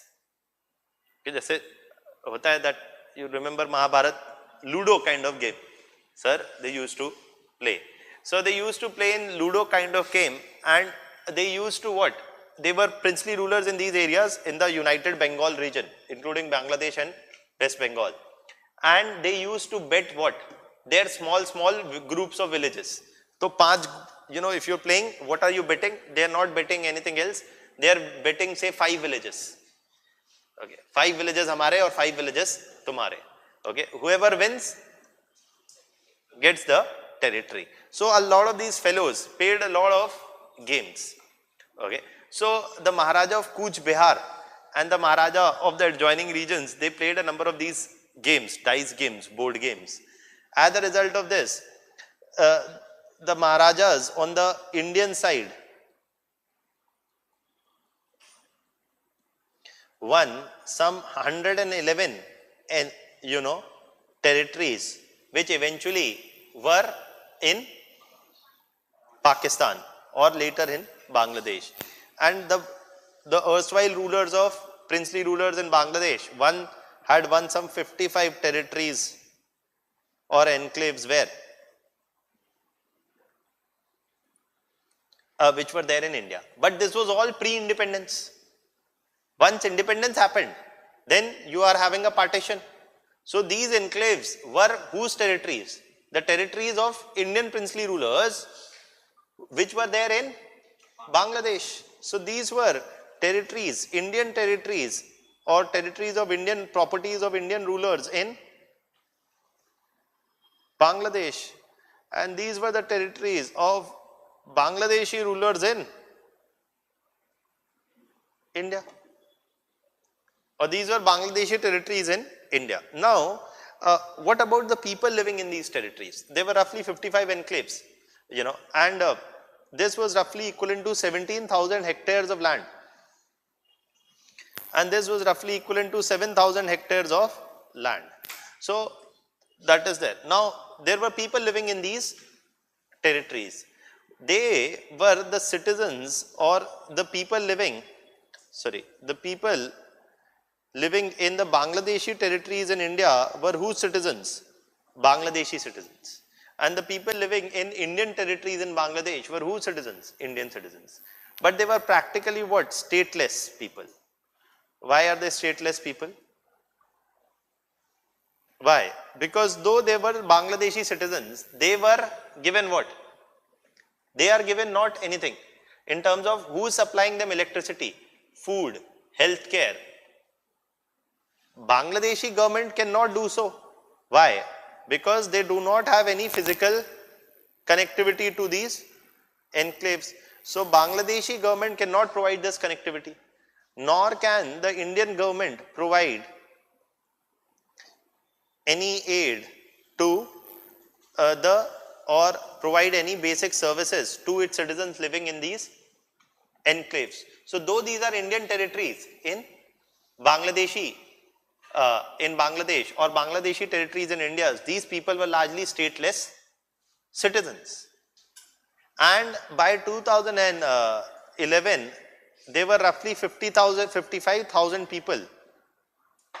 There were roughly 55,000 people living in these border enclaves.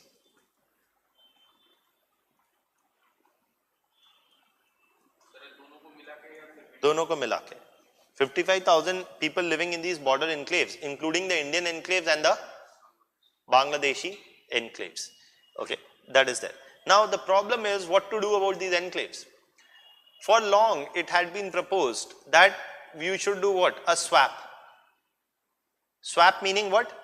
That Bangladesh will give up its enclaves in India and India will give up its enclaves in Bangladesh. What happens to these people? These people will be given, living in the enclaves, will be given a one-time offer. If they want to, if the Bangladeshi citizens living in these enclaves on the Indian side, if they want to go back to Bangladesh, they can go. If they want to live here, they can take Indian citizenship and they'll be given Indian citizenship. Okay, so it will be a one-time settlement that can be done to rationalize the border and end this problem. This is a problem not just for these almost stateless citizens, it's also a problem because it fuels what? Illegal migration. In the sense that these Bangladeshi citizens, they, if they are living on the Indian side of the border, what can they do?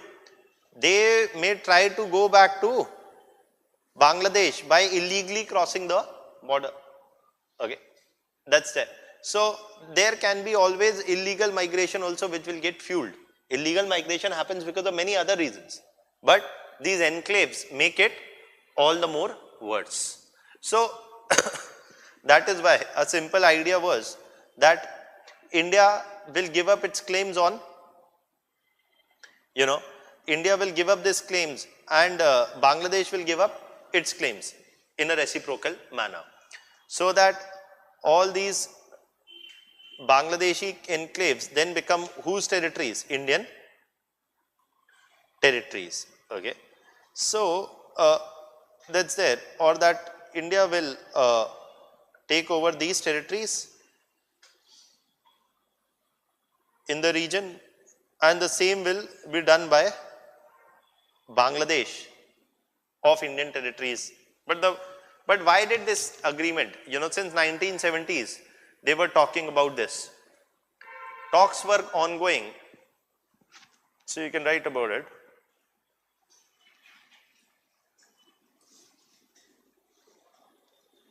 The talks for a exchange or swap of border enclaves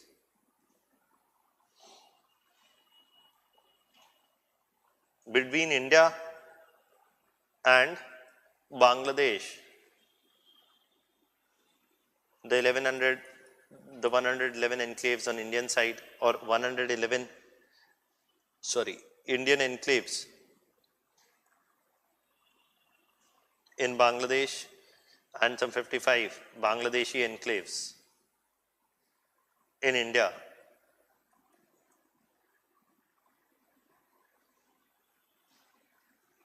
had been ongoing since 19 what? Had been ongoing since 1970s itself. But why did these agreements never fructified? Because of two reasons. One is it required what? It required a constitutional amendment in India, because giving away Indian territories, the Berubari case, right? The Berubari versus the Union of India case said in 1960-61, the Supreme Court said that giving away any Indian territory or ceding Indian territory requires what? A constitutional amendment. Ceding Indian territory requires a constitutional amendment, and this constitutional amendment would require 2/3 majority. Opposition political parties like later, firstly the Jan Sangh and then the BJP, etc., were not very keen about this agreement. And in 1970s, there is no such agreement which is actually signed, also because of political instability in Bangladesh, etc. Now, in 2010,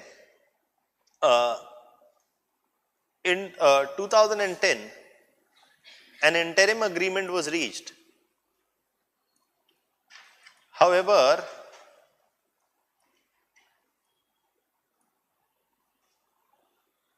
an interim agreement was reached. However,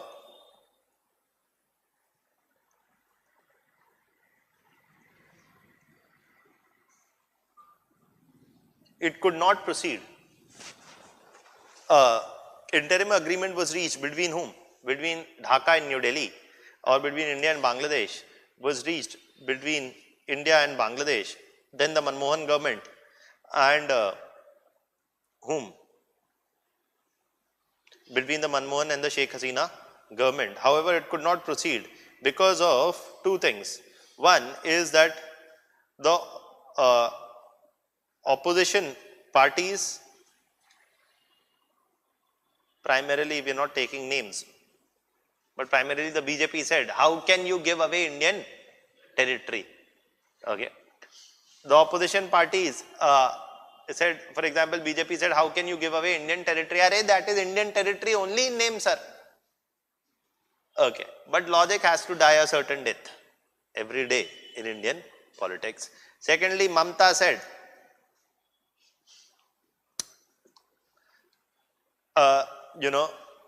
or domestic political parties like that in West Bengal, domestic political parties like in West Bengal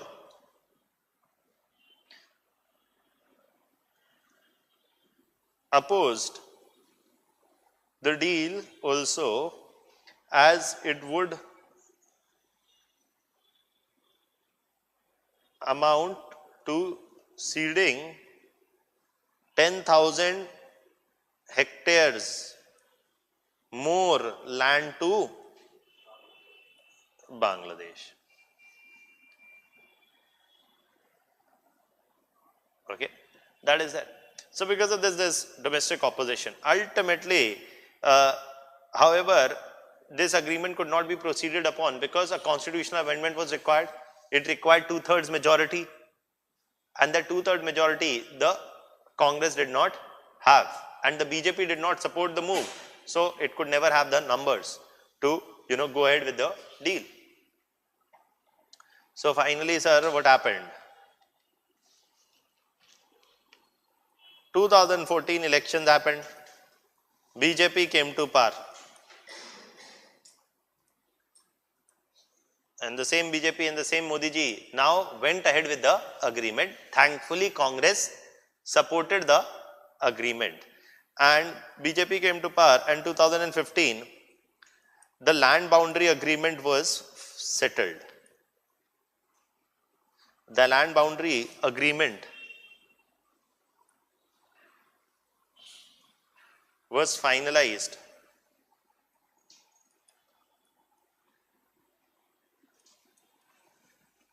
The land boundary agreement was finalized, or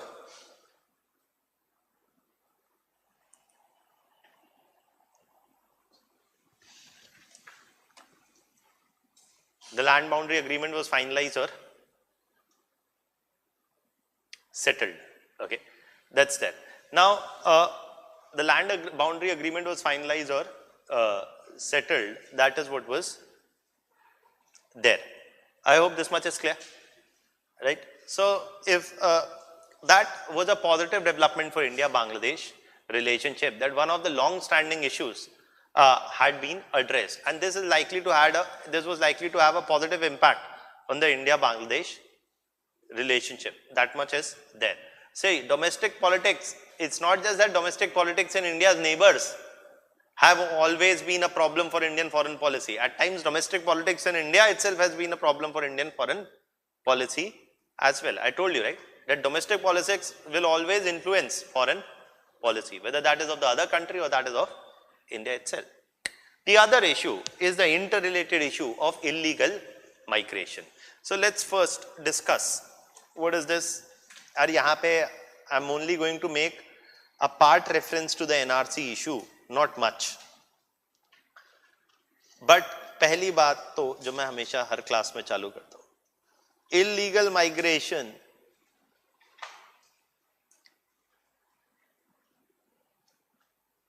and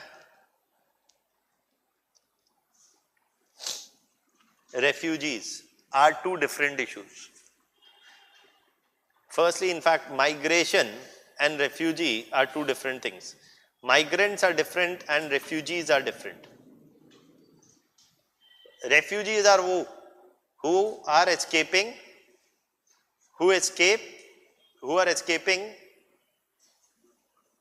persecution, sir. Who are escaping persecution from state authorities or due to state inaction.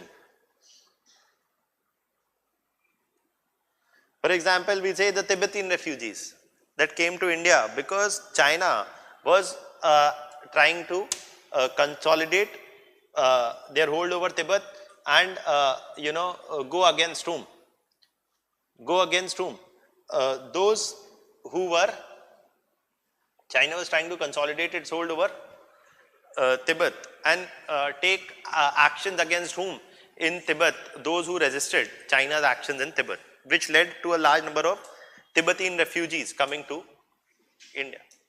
Or for example, in case of Bangladesh, when you see a number of refugees came during the 1971 war. Okay, at different point of time, different kind of refugees, or the Rohingya refugees, because of the actions in Myanmar against the Rohingyas, partly supported by the state government in Myanmar itself.